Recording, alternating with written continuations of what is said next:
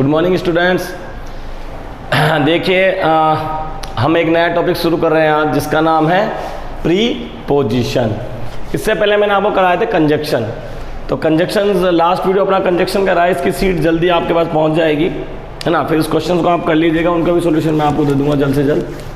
तो अगला जो टॉपिक है हमारा वो प्रीपोजिशन। किसी भी बच्चे को कोई प्रॉब्लम हो अगर कंजक्शन के अंदर, डायरेक्ट इनडायरेक्ट के अंदर, तो वो व्हाट्सअप के थ्रू पूछ सकता है या मैं लाइव क्लास के थ्रू उसके बाद आ जाऊँगा। ठीक है बच्चों।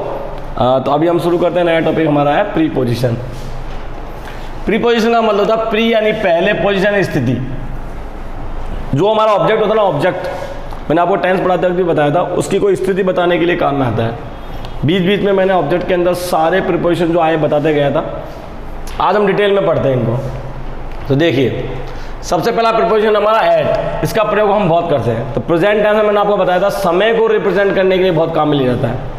तो इसके कुछ यूजेज है मैं आपको बता रहा हूँ यहाँ। देखिए सबसे पहला इसका यूजेज समय को बताने के लिए, किसी स्थान को बताने के लिए, किसी की उम्र बताने के लिए, कोई दर यानी रेट बताने के लिए, कोई मात्रा यानी क्वांटिटी बताने के लिए हम इसको काम में लेते हैं।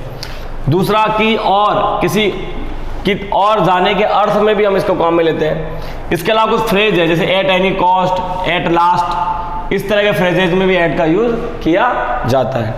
तो इनके एग्जाम्पल लिखे हैं मैंने सभी के देखिए।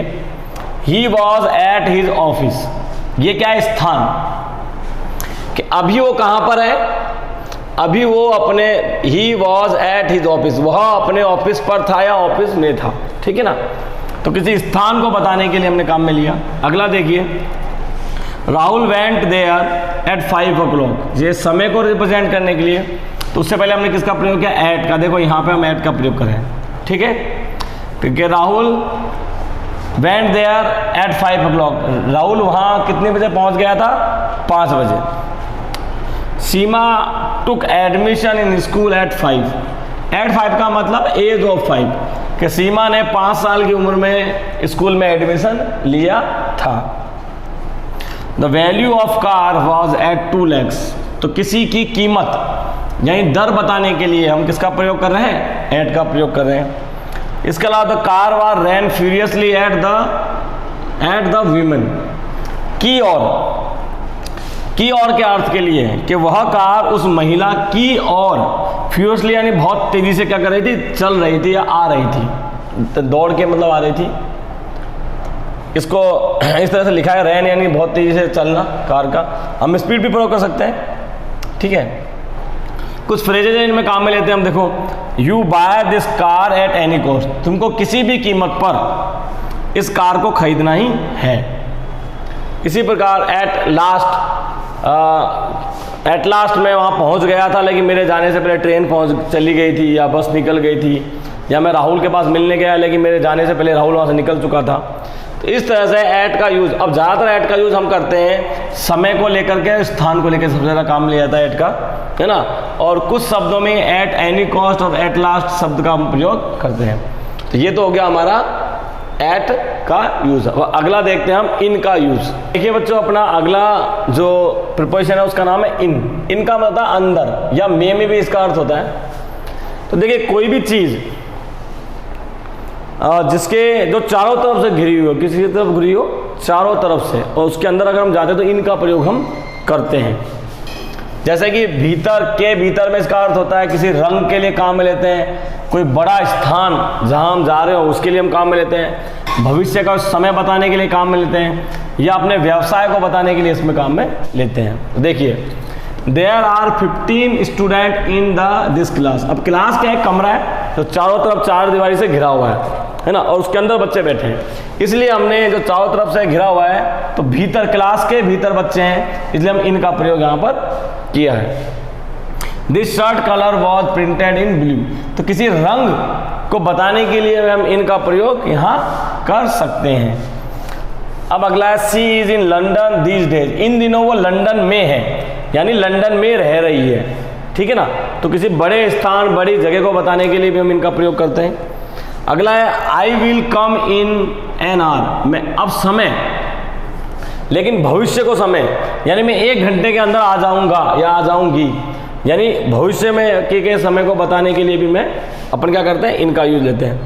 और कोई प्रोफेशन यानी कि आई एम इन आर्मी, मैं आर्मी में हूँ यानी मैं आर्मी में नौकरी करता हूँ। तो अपने व्यवसाय को आई एम इन बिजनेस, मैं बिजनेस में हूँ यानी मैं कोई बिजनेस करता हूँ।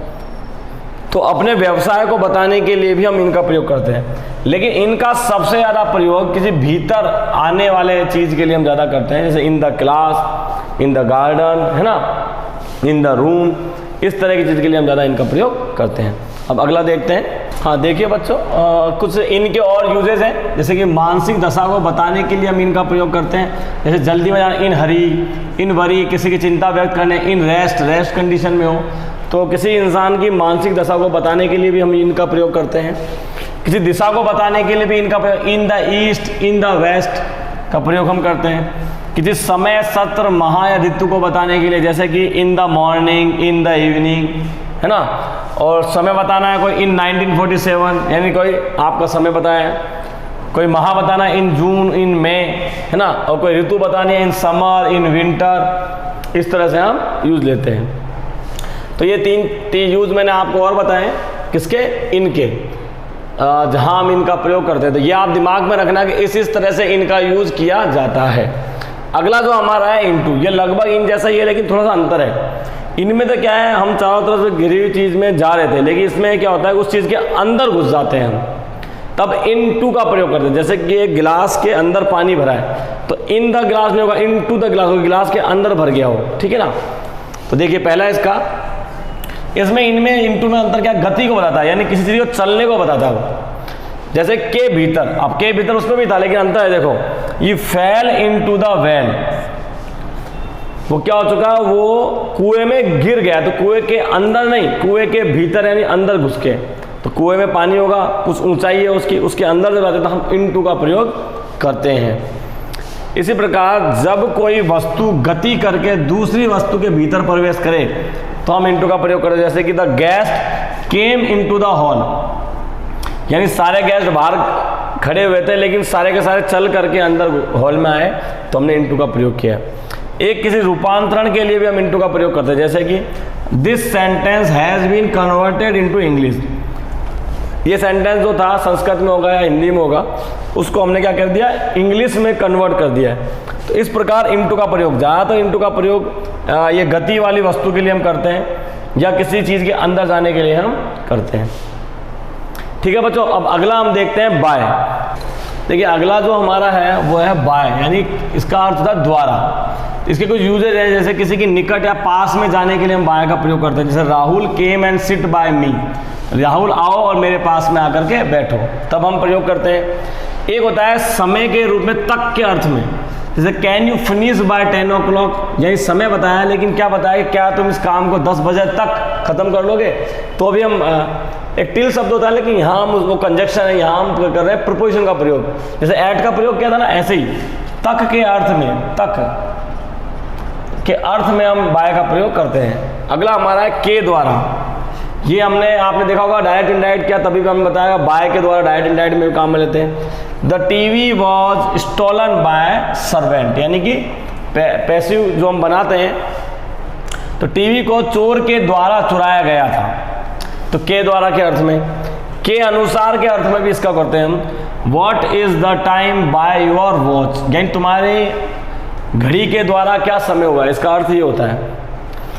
फिर कसम लेने के लिए हम बाय का प्रयोग बहुत ज़्यादा करते हैं। I swear by God, by God हम यूज़ करते हैं, मैं मतलब कसम खाती हूँ या खाता हूँ बाय गॉड। यात्रा के साधनों को बताने के लिए, जैसे बाय एयर में जाऊँगा, बाय रोड जाऊँगा, बाय बस जाऊँगा, बाय शिप जाऊँगा, इस तरह की चीज़ों का हम प्रयोग करते हैं।